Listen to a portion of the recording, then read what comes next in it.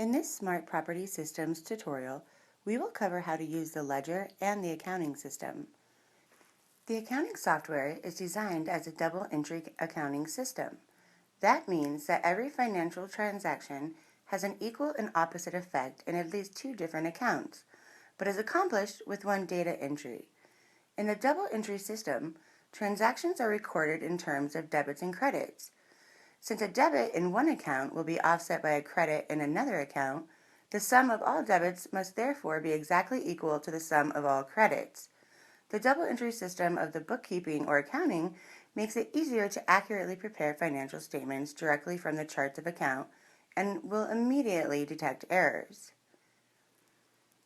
To maximize the use of the accounting system and this subscription, we recommend that you sign up for a merchant account as you start your subscription.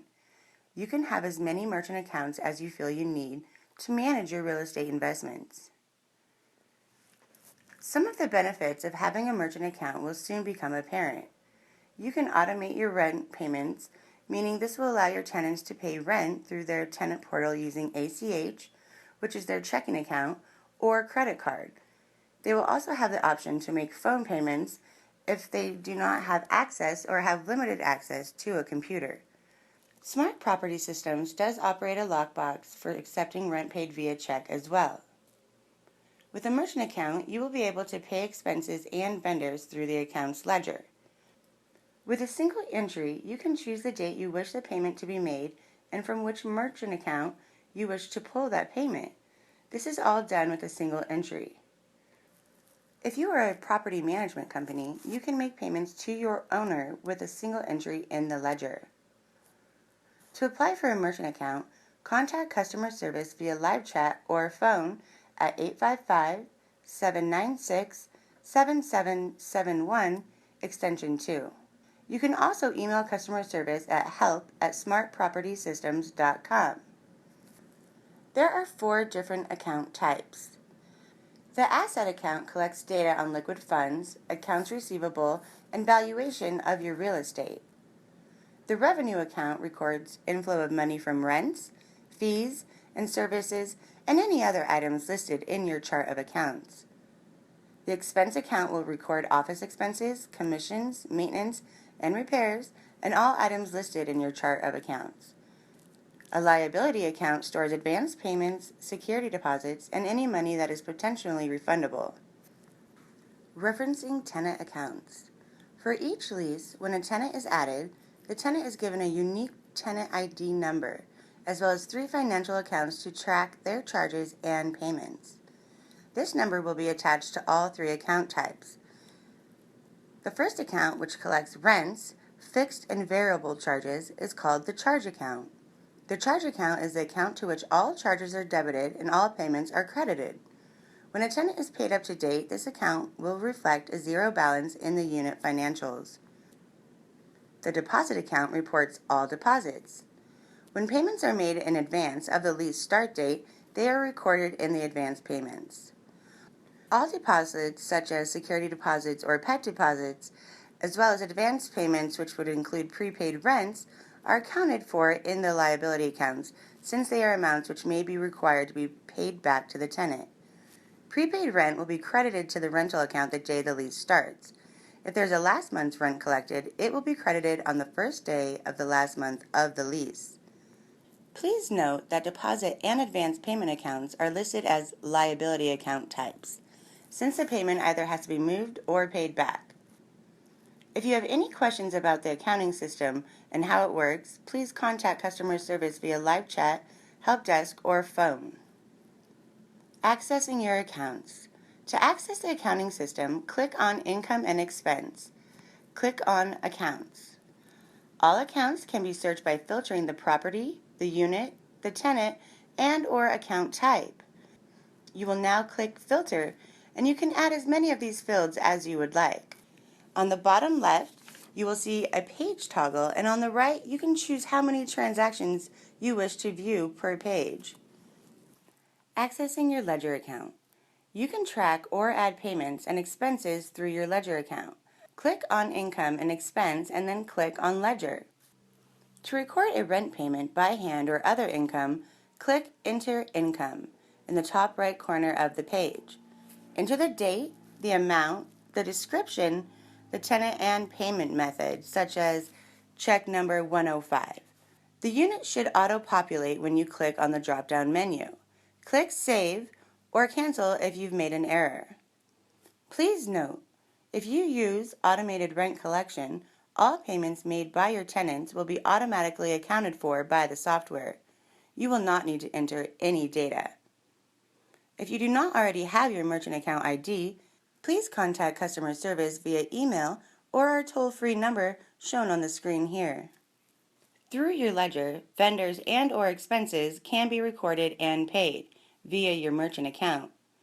All payments will be accounted for by the software. You can also enter and record entries you have already paid. To add a vendor, click on Vendors from your dashboard to expand the menu. Click on Add Vendor. Types of vendor accounts you would pay through the system using your merchant account would be maybe a carpet cleaner, a maintenance man, a plumber, and then the types of vendors accounts you would enter and record through the system would maybe be Home Depot or purchases made online. From here, you will enter your vendor's contact details, the company name, person of contact's name, email, phone numbers, and any related notes. Next, you will save your vendor or enter your merchant account and banking information if you would like to be able to pay them through the system. Click on Enter Banking Details or click on Save to add vendor without payment ability. If adding the payment details, select the merchant account from the drop-down menu. Enter your account information and select the account type from the drop-down menu. When searching vendors, enter vendor name and click to filter. You can click up on the top right Add Vendor if you'd like to add another vendor. If you see the green bank under Payment Info, this vendor has payment information configured. If you'd like to view the vendor details, the payment history, or payment details, click on the eye icon all the way to the right or click on the company name. To edit vendor details, click on the pencil. If you wish to delete a vendor, click on the X. At that point, a notification will pop up asking you to confirm. You can, at this time, click on Confirm or click Cancel if made an error. This will be followed by a Delete Success notification. Here is an example of vendor details and payment details. From this page, you can also edit any vendor details by clicking Edit in the top right-hand page. You can also see an example of a view of the vendor's payment history, the description, the amount, the scheduled date, a trace number, and the status. To record an expense or to pay a vendor via your merchant account, click the Enter Expense icon in the top right corner of the page. Examples of expenses are carpet cleaning, painting, mortgage payments, commissions. Well, you get the idea. Enter the date, the amount, a description, property unit, and vendor name. To schedule this expense to be paid through the ledger, click the payment box and then select the date you wish the bill to be paid. Expenses for properties and units will be paid from the merchant account assigned to that property. Complete by clicking Save. If you do not click the payment box, the payment will not be paid, but will be recorded and saved when you click Save. All ledger transactions can be searched by filtering the date, the property or the unit, a description, or a tenant. You would then click Filter. You can again use as many fields as you wish. In this example, I want to see the ledger entries for Glen Court Unit 101. Click the X to clear your search. As you look at the entries, if you wish to see the transaction detail, click on the question mark in the blue circle next to that amount. You can also view finances and/or add charges by selecting the property or the lease. Click on All Properties. Click on the property name or unit number. Or you can select leases from either of the dashboard menus. Once again, leases can be searched by filtering the property, the unit, or the tenant. Click on the name or number of the property. First, we will add a charge for one of your tenants. Click on Tenancies. From there, click on the dollar bill to create a charge for the tenant. You will select the charge type from the drop-down menu and then enter charge description and the dollar amount. Then select the account the charge is to be processed. Click on Save. In the bottom right, you will see a confirmation of added charges. Now we will view Financials. Click on Financials. You can view the balance sheet or income statement. You can filter accounts by tenant or type. You can view or filter a breakdown of your property's expenses.